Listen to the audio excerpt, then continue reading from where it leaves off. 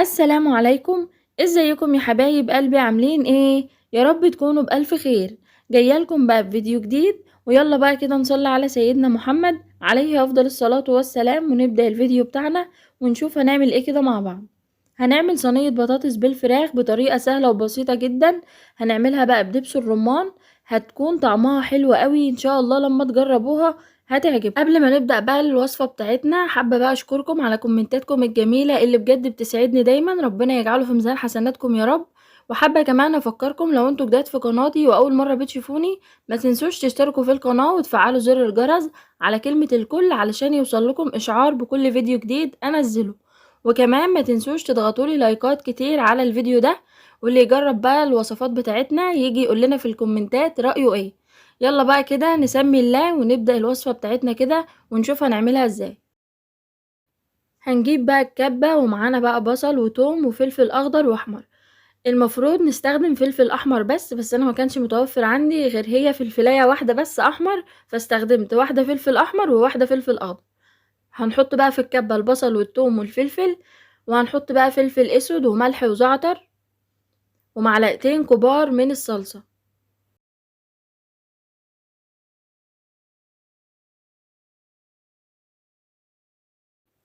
وهنضيف كمان معلقتين كبار من زيت الزيتون، وطبعا لو مش متوفر زيت زيتون هنستخدم اي زيت عادي.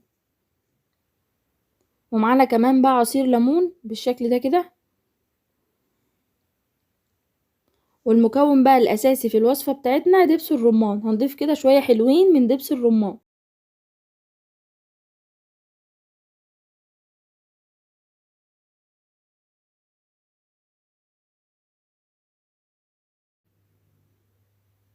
هنغطي بقى كده وهنفرم او هنضرب الكلام ده كويس جدا مع بعض لحد ما يبقى ناعم معانا.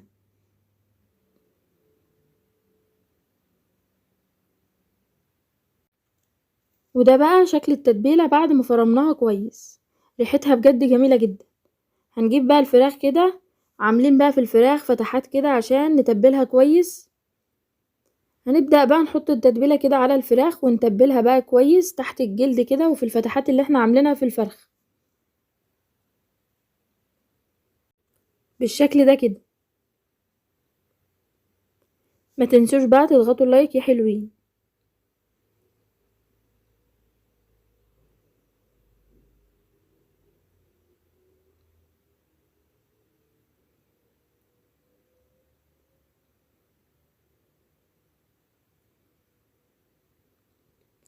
الايد الصغننه بقى اللي عماله بتظهر معايا في الفيديو دي ايد بنوتي الصغيره، كانت قاعده معايا بقى على الرخامه، كانت بتساعدني يا جماعه.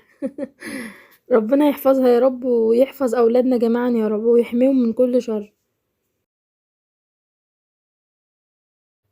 بعد بقى ما تبلنا الفراخ بتاعتنا كويس كده واتأكدنا ان التتبيلة وصلت في كل مكان في الفرخة بتاعتنا، هنركنها بقى على جنب كده ونشوف هنعمل ايه بقى بعد كده. معانا بقى بصل مقطعينه بقى الجوانح بالشكل ده كده. هنضيف عليه ملح وفلفل اسود، وهنضيف كمان عليه معلقتين كبار من الزيت. هنبدأ بقى نفرك البصل كويس كده فركة حلوة كده لحد ما ينزل العصارة بتاعته بالشكل ده كده يا حلوين.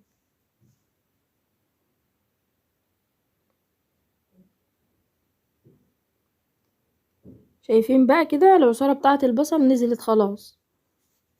معانا بقى بطاطس مقطعينها بقى الحلقات سميكة بالشكل ده كده، هنضيفها بقى على البصل ونقلبهم كويس كده مع بعض.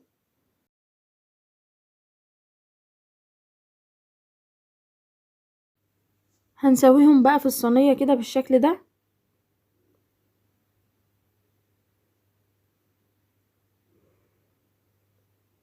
ده بقى شكلها كده.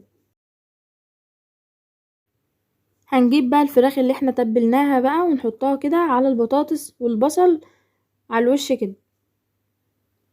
واي تتبيلة بقى فايضة كده في الصينية من تتبيلة الفراخ هنضيفها برضو عليها.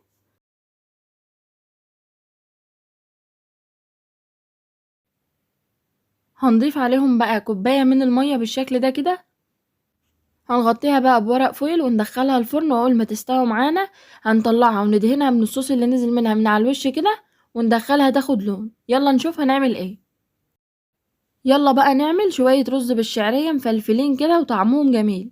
هنجيب بقى حلة كده ونحطها على النار وهنضيف فيها زيت ومكعبين من الزبدة، ونستنى كده لما الزبدة تسيح معانا شوية.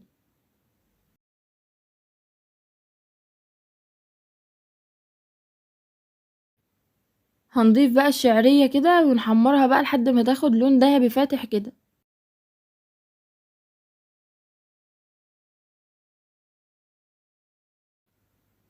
بعد بقى ما الشعرية اخدت معانا اللون الدهبي ده، معانا بقى رز كده مغسول كويس ومتصفي، هنضيفه بقى على الشعرية كده وهنشوحهم بقى تشويحة حلوة، الرز مع الشعرية بالشكل ده كده.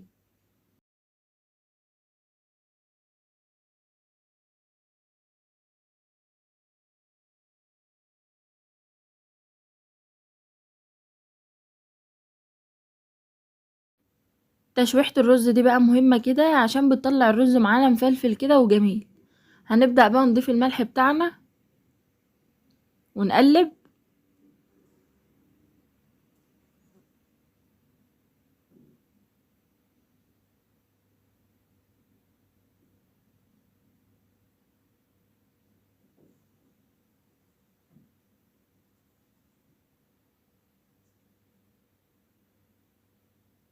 هنضيف بقى المية بتاعة الرز، طبعا لكل كوباية رز مصري كوباية من المية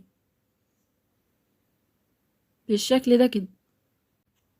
هنغطي بقى عليه ويلا بقى نشوف صينية البطاطس القمر بتاعتنا، وبفكركم بقى تاني ما تنسوش تضغطوا لايك. شايفين بقى صينية البطاطس وجمالها؟ ريحتها كانت جميلة جدا وطعمها بقى اجمل، ان شاء الله لما تجربوها هتعجبكم. قولولي بقى رأيكم ايه في صينية البطاطس دي. يلا بقى نعمل لها كده اخر خطوة كده، هتخلي طعمها بقى في حتة تانية وهتخلي طعمها جميل جدا. هنجيب بقى ورقة فويل كده او ورق سلوفان ونحطه بقى بالشكل ده كده، وهنجيب بقى فحماية كده ونحطها، ونحط بقى زيت على الفحماية. هتلاقوها بقى بتدخن كده وهتدي طعم جميل جدا للفراخ بتاعتنا. وهنغطي بقى بسرعة كده بورق فويل.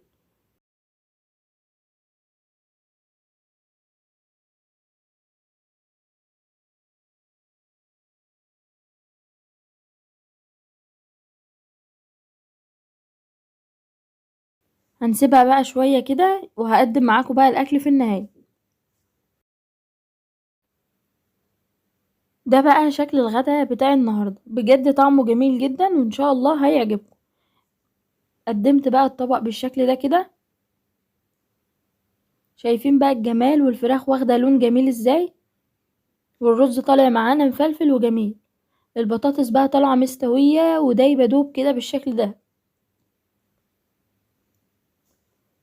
طعمها جميل. وشايفين بقى الفراخ مستوية خالص معانا ازاي وطعمها بقى جوسي وجميلة جدا.